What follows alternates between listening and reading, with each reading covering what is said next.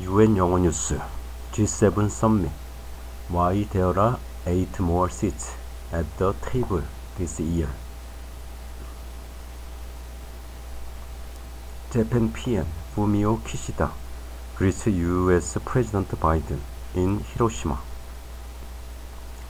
If the G7 were a dinner party, the host would be rummaging in the garage for the extendable table, hunting through boxes for extra placemats and cutlery.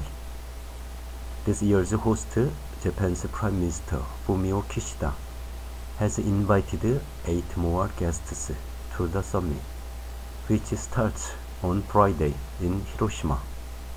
It is certainly a sign of the Sony agenda that ranges from the war in Ukraine to how much food reaches our own dinner plates, and it is also evidence of a rapidly changing international order, with much of the conversation focusing on 2 countries that are not on the guest list, Russia and China.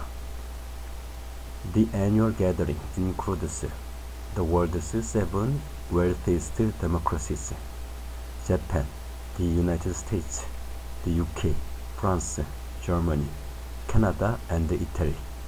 The European Union, although not an official G7 member, also dispatches representatives. More recently, hosts have invited additional countries at their discretion. But the economic might of the G7 is waning. In 1990, the group accounted for just over half of the world's GDP, according to the International Monetary Fund. Now it's just under 30%. It needs influential new friends.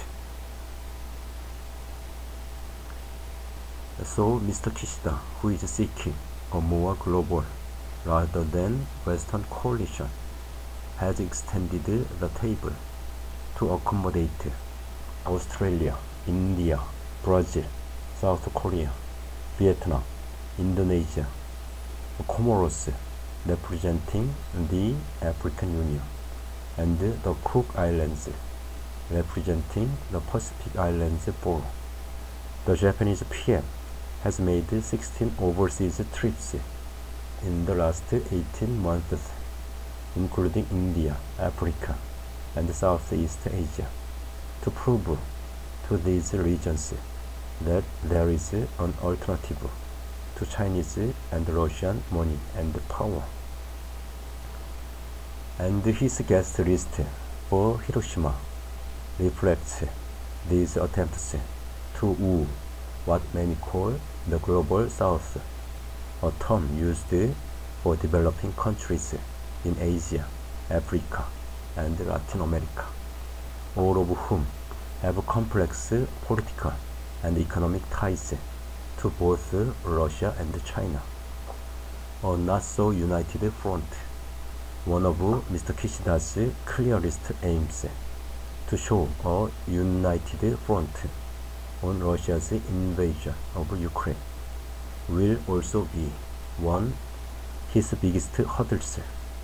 The G7 is reportedly trying to enforce more sanctions aimed at the energy and exports, aiding Moscow's war effort.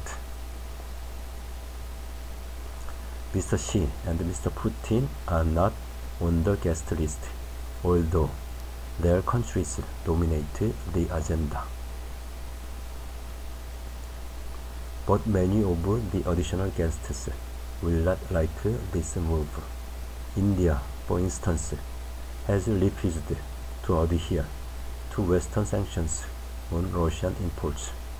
New Delhi has also not explicitly condemned Russia's invasion of Ukraine. Their long-standing relationship aside, India is also reliant on energy imports and has defended its oil purchases, saying it cannot afford higher prices. and it is far from alone. Emerging economies have been hit the hardest by rising costs, partly driven up by the war in Ukraine.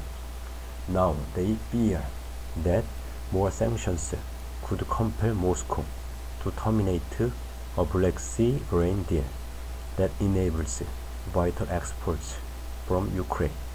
This could exacerbate food shortages and further drive up prices. For others, this is not just about the personal cost of sanctions.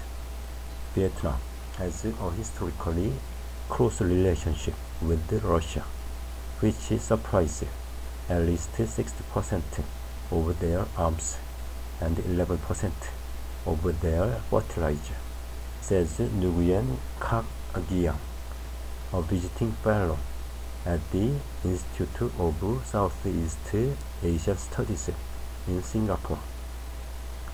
Indonesia, although not heavily dependent on Russia, is a significant importer of Russian weapons and maintains good relations with Moscow. For these reasons, I don't believe that Hanoi and Jakarta will explicitly object to or support further sanctions on Russia. Doing so would pose significant economic and political risks while offering little benefit to them.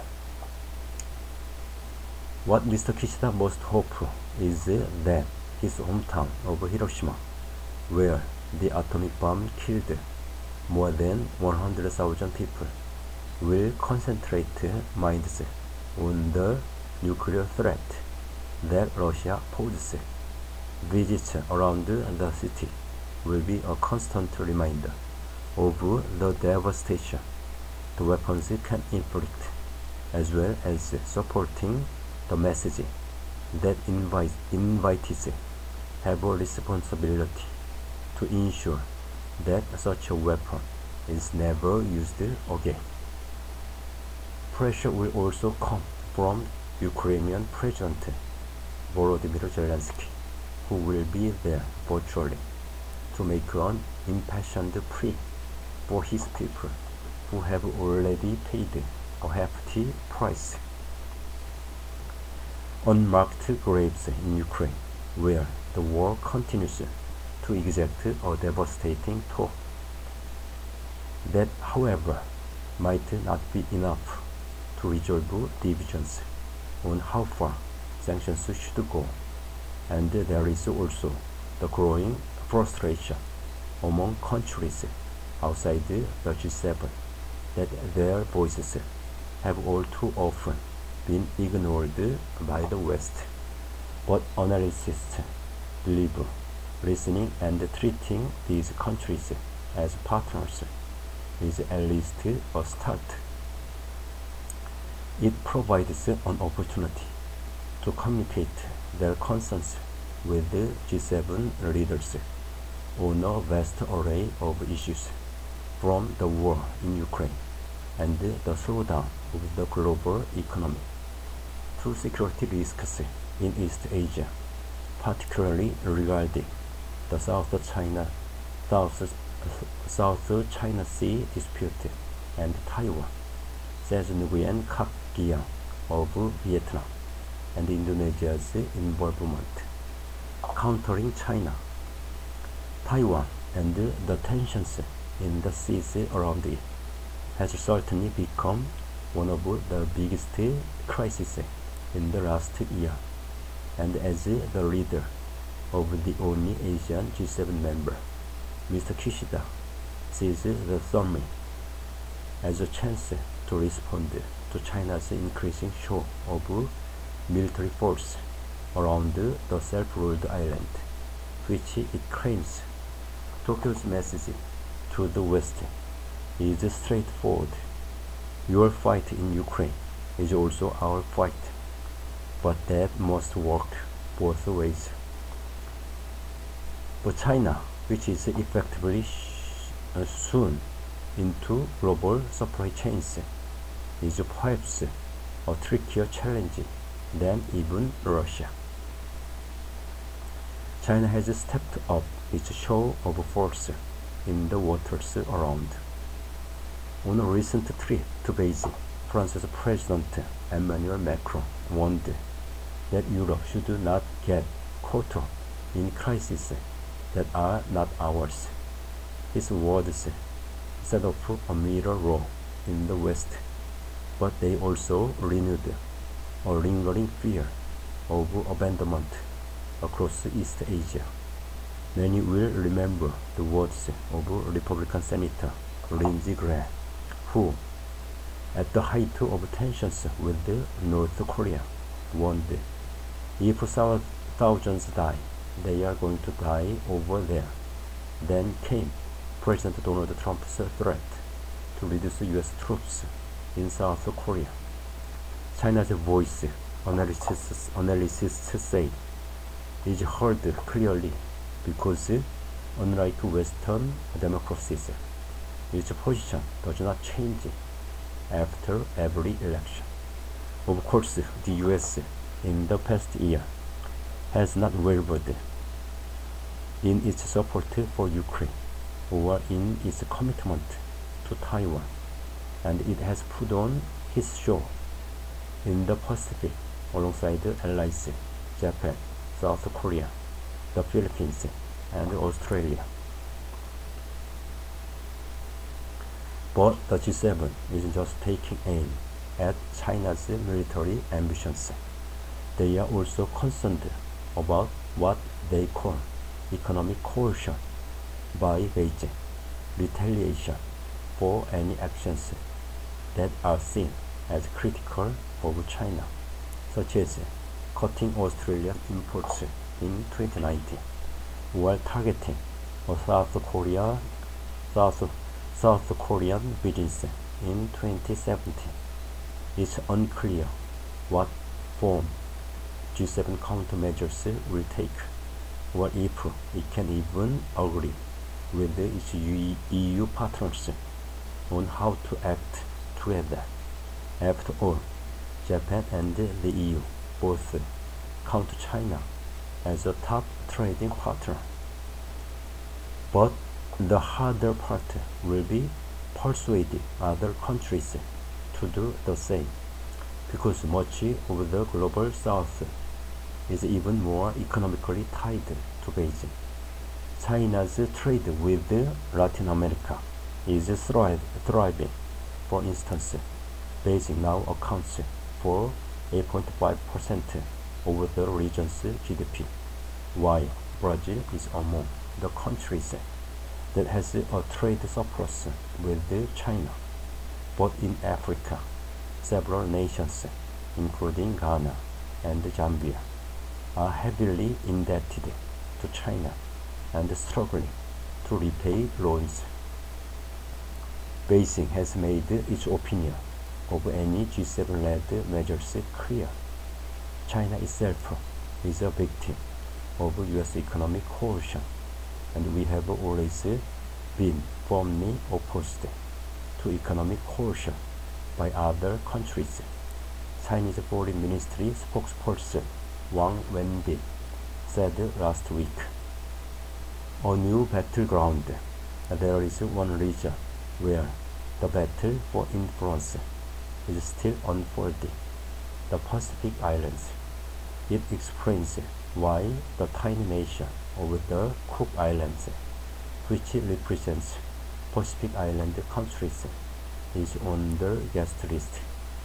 Hugely vulnerable to climate change, these island nations are leveraging their strategic importance with both the US and China. Coastal villages in Pacific Island countries like Fiji are already battling erosion, an effect of climate change. Last year, Beijing signed a security pact with the Solomon Islands, fueling concerns that it was going to build a military base in the region. The US reacted swiftly, announcing a deal, including $810 million in financial support with 40 nations. Now, Mr. Kishida's coalition building efforts will also depend on how the G7 agrees to address climate change and energy security, not least because that could cut countries' reliance on Russian oil and gas or Chinese aid. But there might be a chink in the armor already. After the summit, President Joe Biden was headed to Papua New Guinea, becoming the first sitting U.S. president to visit the Pacific Islands. He is now cutting his trip short because of a crisis brewing back home over the U.S. debt ceiling. That is a setback, according to Richard Maud, a senior fellow at the Asia Society Policy Institute and former Australian intelligence chief. The mantra in the region is all about turning up, he said at a recent panel discussion. Turning up is half the battle. China turns up all the time, and so the optics aren't great.